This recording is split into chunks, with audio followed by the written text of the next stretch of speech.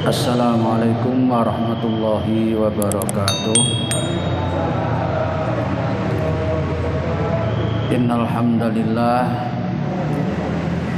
allazi khalaqal mauta wal hayata liyabluwakum ayyukum ahsanu amala wa huwal azizul ghafur.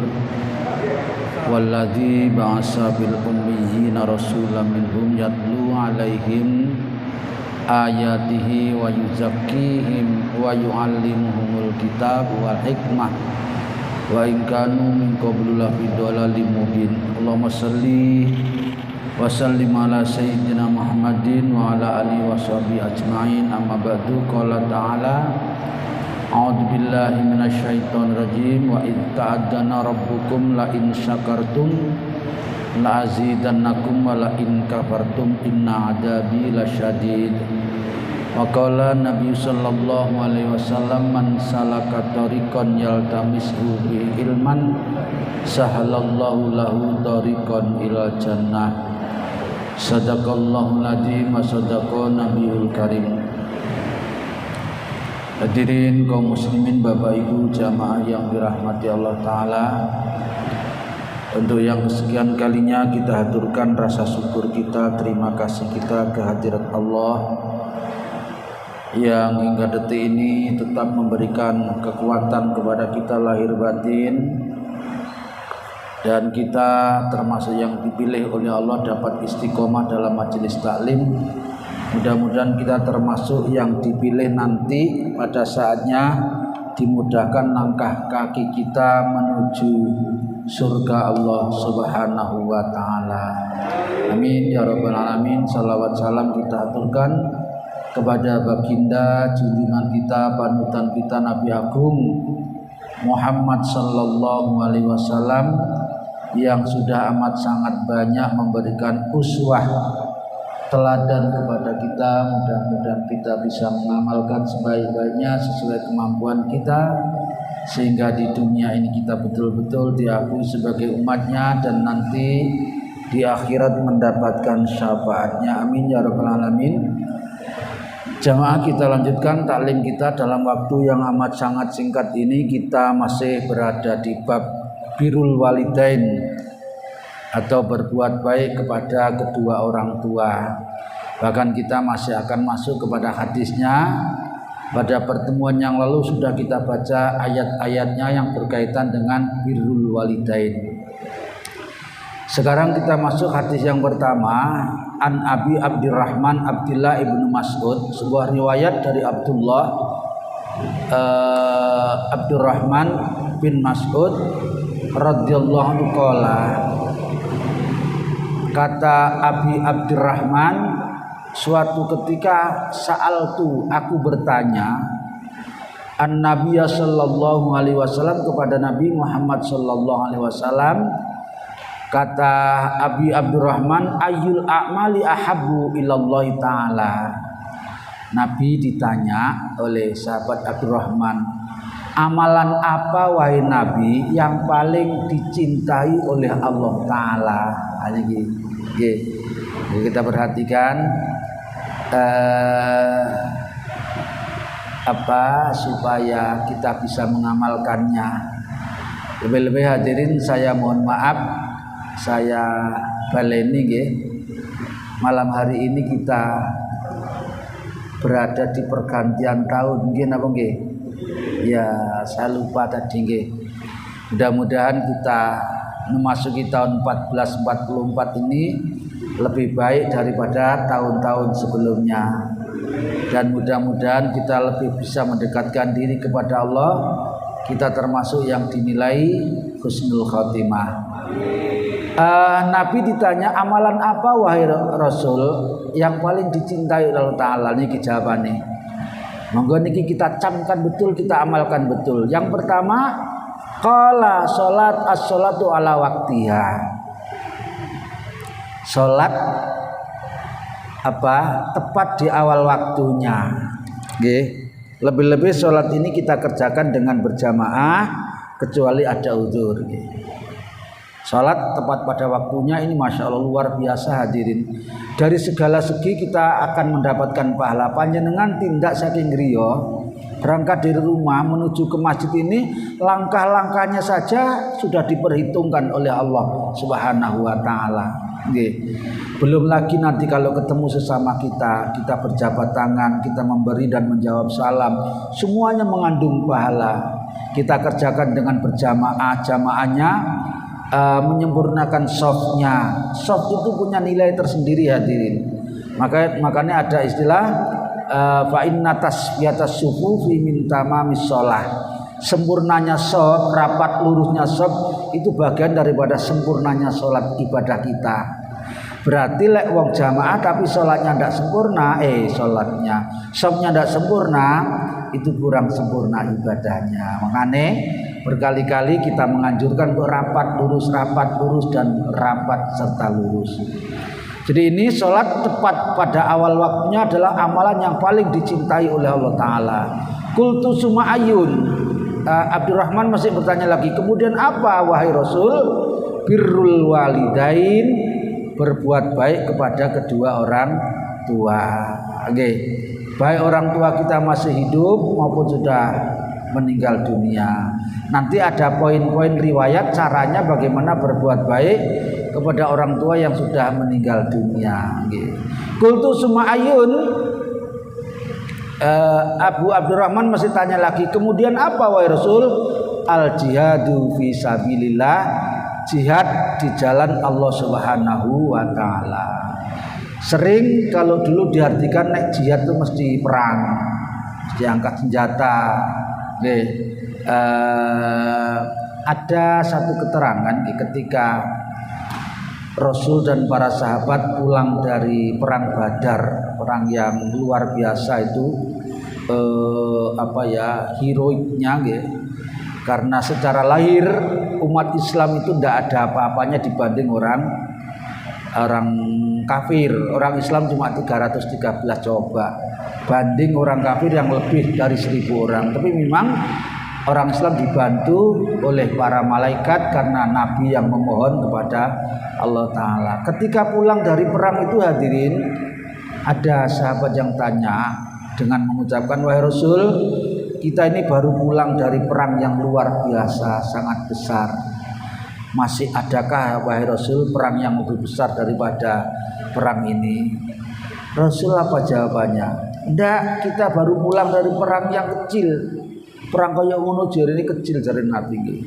Kita akan menghadapi peperangan yang lebih besar lagi, yaitu al-jihadun nafsi, memerangi hawa nafsu.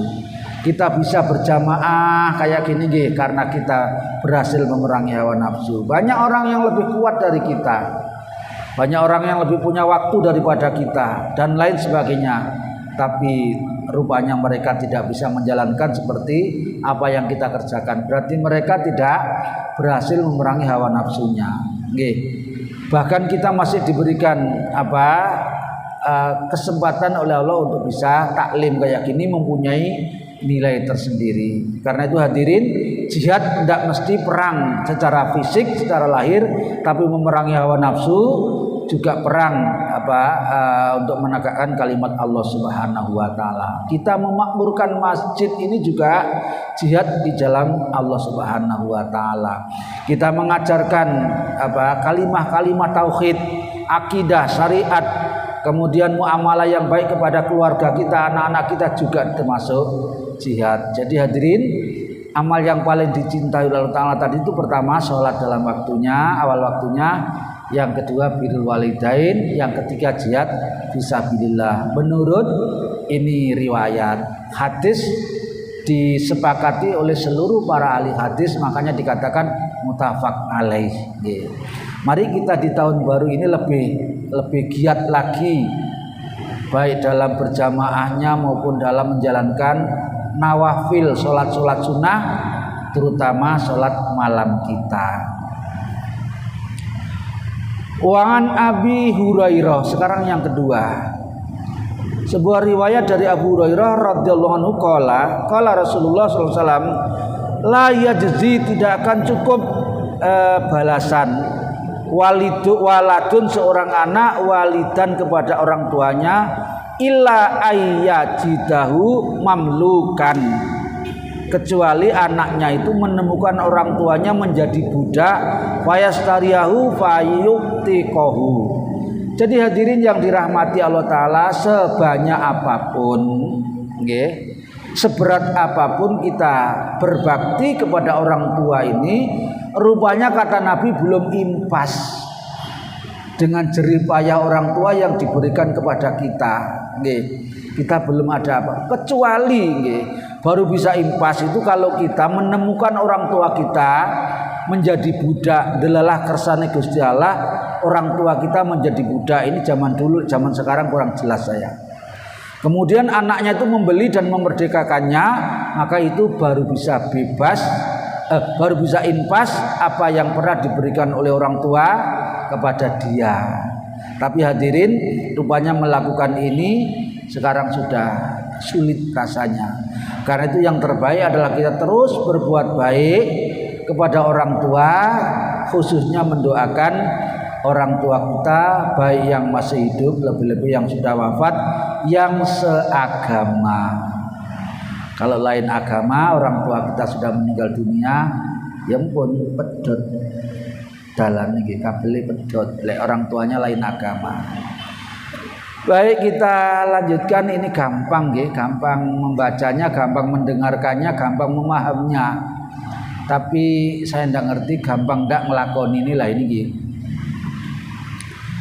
Wa anhu, dan termasuk dari Abu Hurairah aidon radhiyallahu anhu anna Rasulullah sallallahu alaihi wasallam qala. Ini hadis terkenal banget, sering diucapkan, sering kita dengar. Bahkan saya yakin bapak-bapak, ibu-ibu dan hadirin apal ini. Kata Nabi, man kana yu'minu billahi wal yaumil akhir falyukrim dhaifahu.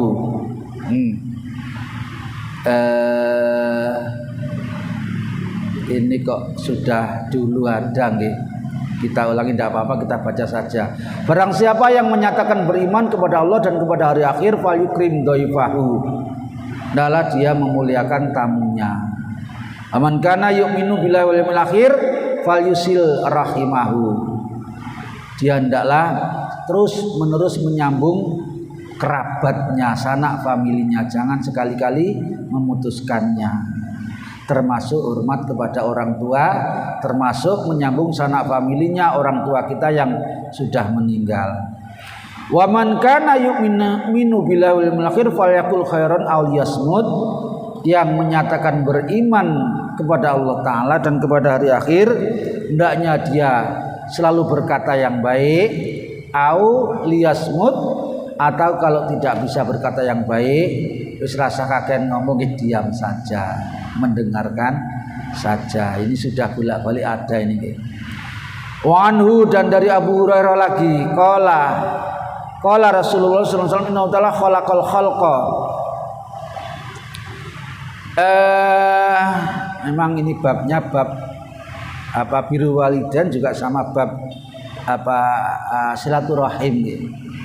Ketika Allah selesai menciptakan ciptaannya, seluruh makhluknya, hatta idza faragha minhum qamatir rahim, sehingga setelah selesai semuanya, maka bangkitlah ar-rahim, tali persaudaraan, berdiri bangkit. Tentu saja hanya Allah Ta'ala yang maha mengetahui. Qalat, rahim ini berkata, hada muqamu al-aid bika minal qati'ati minal qati wal wasilati. Kata rahim, dia berkata, hada muqamul aidi, inilah kedudukan orang-orang yang selalu berlindung bika kepadamu, minal qati'ati, dari sifat memutuskan silaturahim. Qala, ketika rahim mengatakan kayak gitu, Allah menjawab, na'am, ya. Amatardina, apakah engkau tidak ridho an usolli man wasolaka, untuk menyambungkan orang yang senantiasa menyambungkan silaturahim kepadamu, wa aqta'a man qata'aki, dan memutuskan kebaikan rahmatku daripada orang yang memutuskan silaturahim. Qalat bala, nggih ya Allah, ridho kula ya Allah lek panjenengan terus menetapkan rahmat panjenengan kepada orang yang selalu menghubungkan silaturahim. Sebaliknya Allah memutuskan rahmatnya kepada orang yang suka memutuskan silaturahim. Fadzalika laki itu perempuan, kalau laki-laki laka. Dan inilah ketentuan untukmu. Ketika Rasulullah membacakan riwayat ini, kemudian beliau bersabda, bersabda nggih, dengan perintah iqra'u in syi'tum, bacalah kalau kau mau. Ayat Allah di dalam surat Muhammad ayat 22-23. Fal asaitum in tawallaitum an tufsidu fil ardi wa tuqatti'u arhamakum. Kata Allah Ta'ala, apakah kau kalau sudah berhasil, sudah mapan, sudah tercapai semuanya apa yang telah menjadi cita-citamu, kemudian antufsidu kamu akan berbuat sewenang-wenang, berbuat kerusakan di muka bumi, fil ardi lan iki, berbuat kerusakan di muka bumi, wataqtau arhamakum, dan terus bersifat sewenang-wenang memutuskan silaturahim. La enten rong sing ngeten iki ulaikal ladina la'anahumullah, orang yang seperti itu pasti diancam laknatnya Allah Subhanahu wa taala. Fa asammahu, maka dia dibutakan, dibuat tuli dari kebenaran. Wa a'ma, dan dibuat buta absorohum, mata hati mereka. Ini ayat terdapat di dalam surat Muhammad ayat yang ke-22 dan 23. Surat sebelum Al-Fath itu namanya surat Muhammad. Wallahu a'lamu bishawab. Kita lanjutkan. Yang kelima sekarang, wa anhu, dan masih dari Abu Hurairah radhiyallahu anhu qala ja'a rajulun ila Rasulillah sallallahu alaihi wasallam faqala. Satu ketika ada seseorang yang datang kepada Nabi, kemudian dia berkata, ya Rasulullah, man niki ya terkenal niki, sering kita dengar di ceramah-ceramah, di khutbah-khutbah.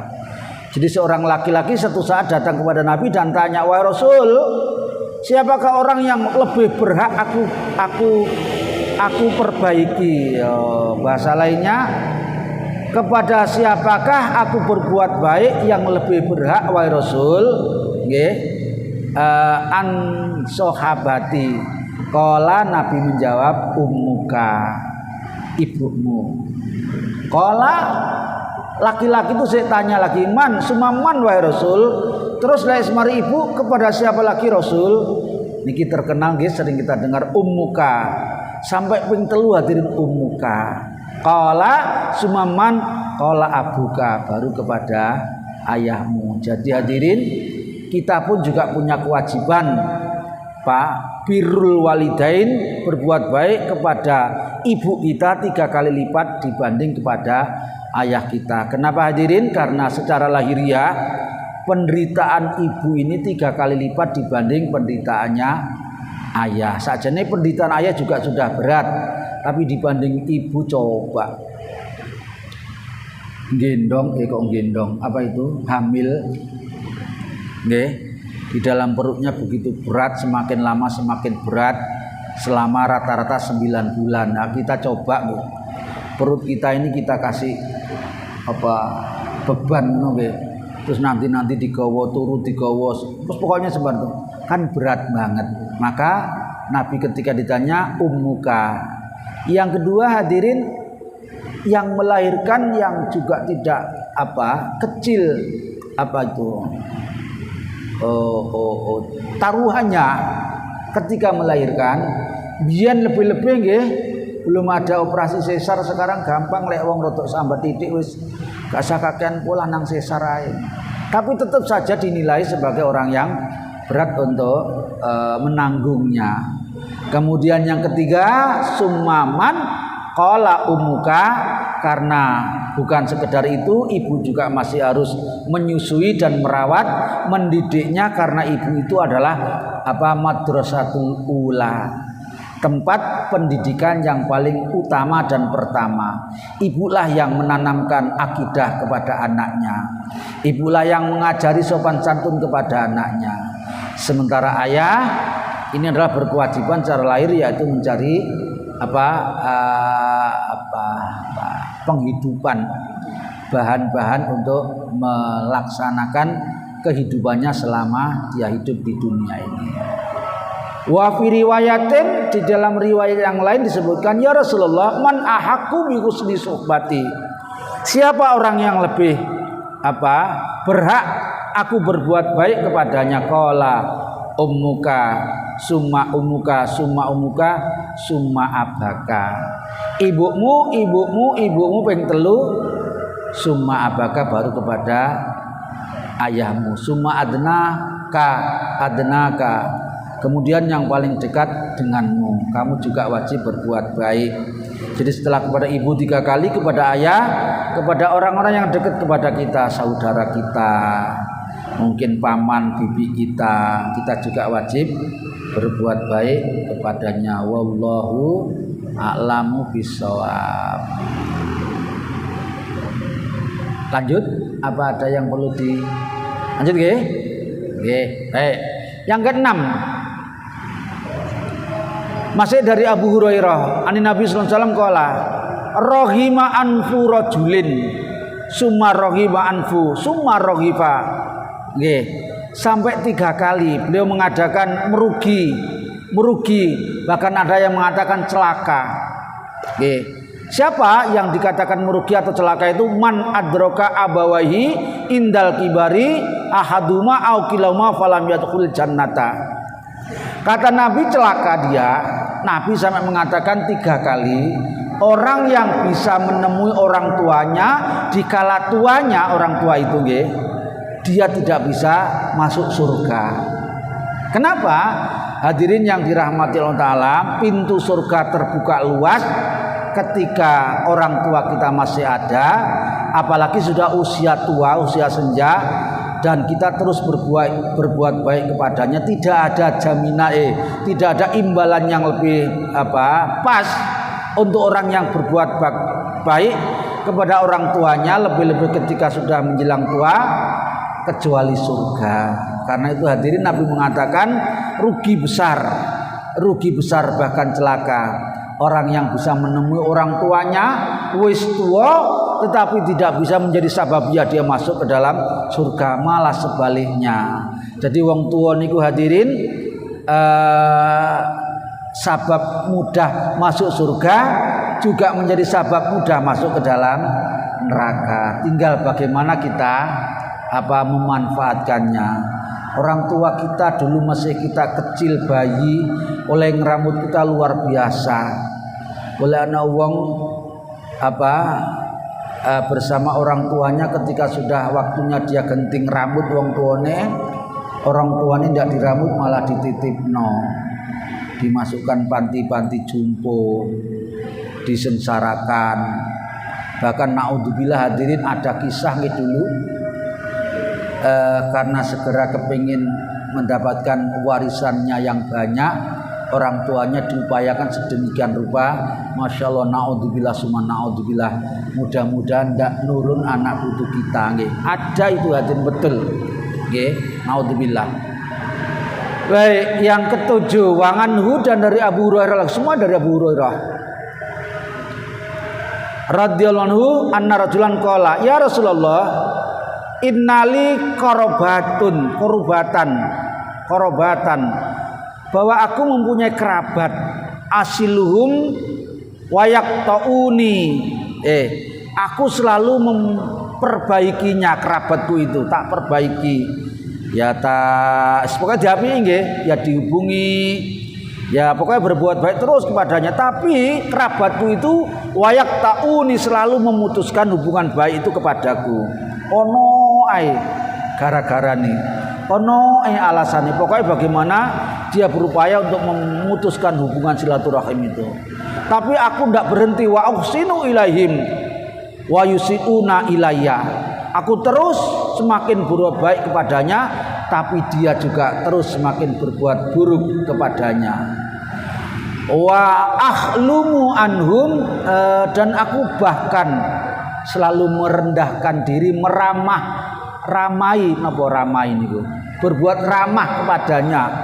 Wa yajhaluna alayya, tetapi dia apa balasannya? Justru berbuat jahil kepadaku. Faqala, maka ketika Nabi dilapori ngoten iki wau, Nabi bersabda, lain kunta kama qulta, lek apa yang kamu katakan itu betul, seperti apa yang kamu katakan, fakaan nama tusibuhumul mala wala yazluma kam minallahi dhahiran alaihim madamati ala dzalika.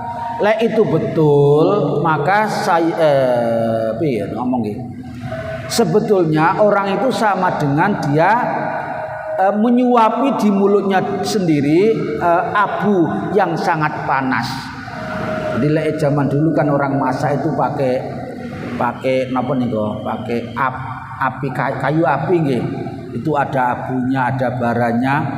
Orang yang melakukan seperti ini hadirin, itu sama halnya dia memasukkan bara panas ke dalam mulutnya, lebih-lebih nanti di dalam api neraka.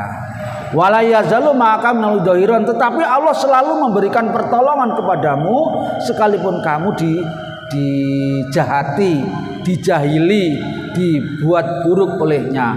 Allah selalu memberikan pertolongan kepadamu. Jadi hadirin, lek iso nggih awak dhewe dieleki wong ngoten nggih aja dibales ngeleki, dibales memperbaikinya, karena pertolongan Allah taala itu akan semakin banyak kepada kita sebagai orang yang dizalimi. Katanya orang tua-tua dulu, aja sok gampang ngani ngoyo nang liyan, karena kata orang tua dulu, karena doanya orang yang dianiaya itu mustajab, makbul nggih. Jadi ini betul hadirin, di dalam agama kita hati-hati dengan berbuat zalim, karena doanya orang yang dizalimi itu mustajabah nggih, tanpa ada sekatnya antara dia dengan Allah taala. Oleh karena itulah maka jangan sekali-kali berbuat zalim kepada siapa saja, bahkan kalau bisa kita terhadap makhluk lain pun, binatang sekalipun misalnya, jangan menyiksa, jangan berbuat aniaya, jangan berbuat zalim kepadanya. Kita membunuh boleh, menyembelih boleh, yang tidak boleh menganiaya atau menyakitinya. Wan Anas, sedikit ganti Anas yang ke-8 ini. Radhiyallahu anhu anna Rasulullah SAW qala. Ini yang sering kita dengar hadirin. Dan ini sudah banyak yang membuktikan, man ahabba, sapa sing suka, siapa yang senang ayub sato untuk dilapangkan lahu fi rizkihi, bahasa gampangnya sing sapa wonge kepengin dilapangno, dipanjangno, diakeno rezekine, ngoten mawon gampangan iki. Wa yunsa'alahu fi asarihi, dan dipanjangkan umurnya, apa syaratnya? Fal yusil rahimahu. Wa maknahu yunsa'alahu fi asari ay yuakhir lahu fi ajali umrihi. Maksudnya yunsa'an iki adalah diakhirkan ajalnya. Hadirin yang dirahmati Allah taala, ini memang kalau di lapangan sering timbul timbul mafhum, perbedaan pendapat. Ada yang mengatakan bahwa di lapangan rizkinya ini adalah secara sesungguhnya rezekinya mudah, banyak, gampang, dan meluber kemana-mana. Ada yang sebetulnya biasa-biasa tapi berkahnya luar biasa. Ini perbedaan pendapatnya. Demikian pula tentang urusan umur, ada yang mengatakan memang secara hakikat dipanjangkan secara lahiriah umurnya itu, tapi ada yang bilang sakjane ya biasa-biasa umurnya, tapi berkah kebaikannya itu dibanyakkan oleh Allah Subhanahu wa taala. Hadirin yang dirahmati Allah taala, kalau dikaitkan dengan ayat Al-Qur'an itu ada Allah berfirman, innallaha la yughayyiru ma biqaumin hatta yughayyiru ma bi anfusihim. Allah itu sekali-kali tidak akan merubah nasibnya satu kaum kalau dia tidak mau merubahnya sendiri. Salah satu upaya untuk merubah nasib itu ini hadirin, menempuh hubungan sanak famili dengan baik. Tetapi hadirin, yang dimaksud menempuh dengan baik itu nanti kita ketemu riwayatnya di riwayat yang lain. Bukan kalau kita diperbaiki oleh saudara kita, kerabat kita, kemudian kita membalas baik, bukan itu, nggih. Ya kayak tadi yang barusan kita baca itu, orang yang akan diberikan imbalan, dipanjangkan umurnya, murah rezekinya itu adalah manakala dia dijahati, dia diperlakukan buruk, diputuskan silaturahim, dia tidak pernah membalas keburukan, dia membalas terus kebaikan. Ini yang akan mendatangkan hikmah ini. Wallahu a'lam bishawab. Ini pendapat nggih. Tapi yang jelas bahwa berbuat baik itu memang sangat diperintahkan oleh agama kita. Karena itu secara hakikat maupun secara lahiriah itu betul memang sayugjanya, mari kita laksanakan yang sebaik-baiknya. Inilah hadis yang ke-8 yang sudah amat sangat terkenal. Yang ke-9, wa anhu, dan dari sahabat Anas, qala kana Abu Thalha aksarul ansori bil madinati malan min nakhlin. Abu Thalha itu orang yang paling kaya, paling banyak hartanya di Madinah. Min nakhlin, dari kebun-kebun kurmanya. Wakana ahabu amwalihi, dan kebun kurma yang paling disukai, dicintai oleh Abu Thalha itu Bayrukha, satu kebun yang di satu tempat namanya Bayrukha. Wakanat mustaqbilatal masjidi, ketepatan waktu itu nggih, kebun Bayrukha itu di dekatnya masjid Madinah waktu itu nggih. Masih Madinah belum seperti sekarang.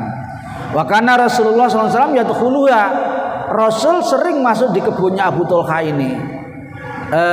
Wa yasrabu mima'in fiha thayyibun. Di kebunnya Abu Thalha ini ada sumurnya yang mengeluarkan air yang sangat segar. Rasul sering mengambil dari situ dan meminumnya. Falaman nazalat hadil ayat, ketika ayat ini surat Ali Imran 92 nggih, juz 4 itu loh. Lantana lul birra hatta tunfiqu mimma tuhibbun. Kamu tidak akan mendapatkan kebaikan, kata Allah Ta'ala, kebaikan, hatta tunfiqu, sehingga engkau menginfakkan mimma tuhibbun, dari apa saja yang paling kau cintai. Abu Thalha orang yang paling dermawan dan paling kaya, krungu ayat ini hadirin, maka ini nanti kita baca selanjutnya nggih. Serta merta Abu Thalha qoma, berdirilah dia, bangkit dia, ila Rasulullah SAW, dan menghadap kepada Rasul. Ya Rasulullah, innallaha tabaraka wa ta'ala yaqul, Allah yang maha luhur dan maha memberikan berkah berfirman, kata Allah Ta'ala, lan tanalul birra hatta tunfiqu mimma tuhibbun. Katanya Allah, wahai Rasul, itu kalau saya pahami, seseorang tidak akan mendapatkan kebaikan kalau dia tidak menyedekahkan apa-apa yang paling dia cintai. Padahal wa anna ahabba mali ilayya buraikha, kekayaanku yang paling aku cintai itu adalah kebunku di Buraikha. Wa innaha, karena itu sodakotun lillahi ta'ala, itu aku sodakohkan saja wahai Rasul, semata-mata hanya mengharap ridhonya Allah Ta'ala. Arju birroha, aku mengharap dari kebaikannya. Waduhruha, dan simpanan nanti indallahi Ta'ala, di akhirat, di hadapan Allah Subhanahu wa Ta'ala.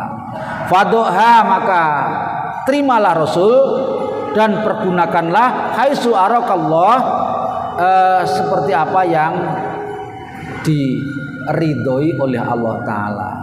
Maka Rasul, jadi hadirin, Rasul tidak sampai hati, karena ada orang yang begitu baik, kebun yang luas, yang indah, yang banyak yang menyukai, ya yang pokoknya menawan sekali. Rasul sering masuk ke situ. Rupanya karena ayat ini tadi oleh Abu Talha disedekahkan begitu saja, diserahkan kepada Nabi. Apa jawab Nabi? Bagus. Dalika malur rabi, itu harta yang sangat menguntungkan. Dalika malur rabi, diulangi, itu harta yang amat sangat menguntungkan. Waqad sami'tu ma qulta wa inni ara an taj'alaha fi aqrabina. Aku sudah mendengar rencanamu itu untuk kau serahkan di jalan Allah. Tetapi akan lebih baik itu manakala engkau serahkan kepada kerabatmu. Kau gunakan untuk mengangkat ekonominya kerabatmu, terutama yang masih di alam kemiskinan, di tempat yang berkekurangan. Faqala Abu Talha, karena itulah maka Abu Talha setelah mendapatkan nasihat dari Nabi, dia berkata, af'alu ya Rasulullah, baiklah itu akan aku laksanakan apa yang kau sarankan. Faqasamaha Abu Talha fi aqrabihi wa bani ammihi. Maka harta yang berupa tanah di Buraikha itu kemudian dibagi-bagi oleh Abu Talha kepada para kerabat dan anak-anak paman atau misananya. Hadirin yang dirahmati Allah Ta'ala, subhanallah, ini orang dulu mendengar ayat itu langsung diterapkan gitu. Tidak seperti kita yang kadang-kadang seangel dulu. Baik, lanjut. Masih waktunya? Masih nggih? Baik, kalau masih kita lanjutkan. Wan Abdullah ibnu Umar ibnul As radhiyallahu anhu qala aqbala rajulun ila Nabi sallallahu alaihi wasallam. Suatu hari ada seorang laki-laki yang menghadap kepada Nabi sallallahu alaihi wasallam. Qala ubayyuka ala hijrati wal jihadi abtagi al ajran ta'ala. Suatu saat ada seorang laki-laki jejaka laki-laki yang menghadap kepada Nabi, minta untuk dimasukkan dalam pasukan perang, minta izin untuk bisa masuk ke dalam jajaran pasukannya Rasulullah Sallallahu Alaihi Wasallam. Dia mengatakan, aku hanya mengharap ridho dan pahala dari Allah Subhanahu Wa Taala. Luar biasa dan tulusnya. Kalau ketika ada orang yang menyerahkan diri kayak gitu, Nabi bertanya, falaka min walidaika ahadun hayyun, apakah kamu masih mempunyai orang tua, baik salah satu atau keduanya, hayyun yang hidup? Qala, laki-laki ini tadi menjawab, na'am ya Rasul, bal kilahuma, bahkan kedua-duanya masih hidup. Fatabtagi,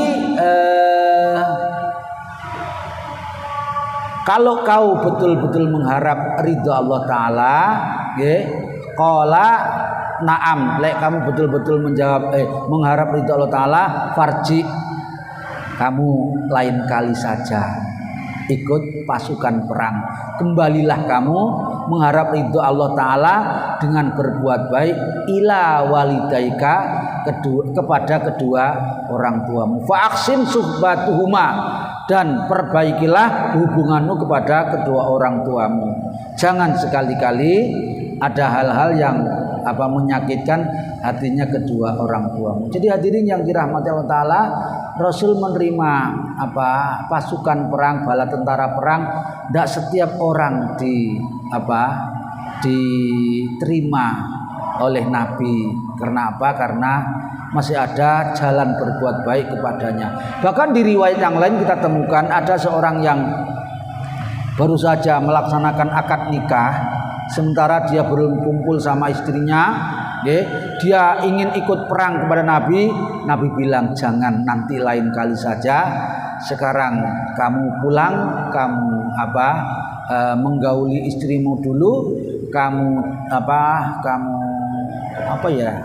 dirawat dengan baik, jangan sampai nanti kamu perang tetapi meninggalkan penderitaan yang dialami oleh istrimu. Sampai segitunya wahai Rasul, wahai sahabat. Wa fi riwayatin, di dalam riwayatnya dikatakan, ja'a rajulun fastadanahu fil jihadi faqala ahayyun walidaika. Niki nerangken niki wau padha.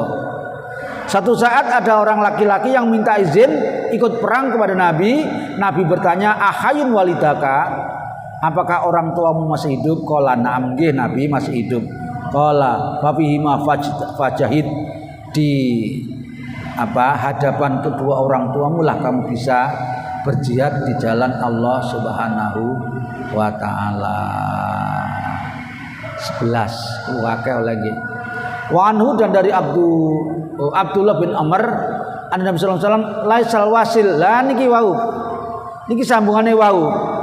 Bukanlah orang yang dikatakan orang yang menghubungkan silaturahim yang baik, nggih, yang mendatangkan imbalan tadi panjang umur dan murah rezeki itu bil mukafi'i, yaitu orang yang membalas kebaikan orang lain. Jadi lek awak diperbaiki terus ada yang membalas baik. Bukan itu yang bisa mendatangkan hikmah, berkah rizkinya, panjang umurnya tadi, bukan. Tetapi walakinnal wasil, tetapi orang yang menghubungkan silaturahim yang betul itu alladzi idza qata'at rahimu wasolaha, yaitu orang yang setiap diputuskan hubungan silaturahimnya dia tidak ngereken, dia terus menyambung hubungan baik itu sehingga dia tidak mau diputuskan hubungan silaturahimnya. Hadirin yang dirahmati Allah Ta'ala, inilah silaturahim yang mendatangkan hikmah seperti yang tadi di atas kita baca itu. Mudah-mudahan dibarengi hidayah Allah Subhanahu wa taala. Mohon maaf karena waktunya habis. Insyaallah dilanjutkan pada pekan yang akan datang. Mudah-mudahan dibarengi hidayah Allah Subhanahu wa taala. Subhanakallahumma wa bihamdika asyhadu an la ilaha illa anta astaghfiruka wa atubu ilaik. Wassalamualaikum warahmatullahi wabarakatuh.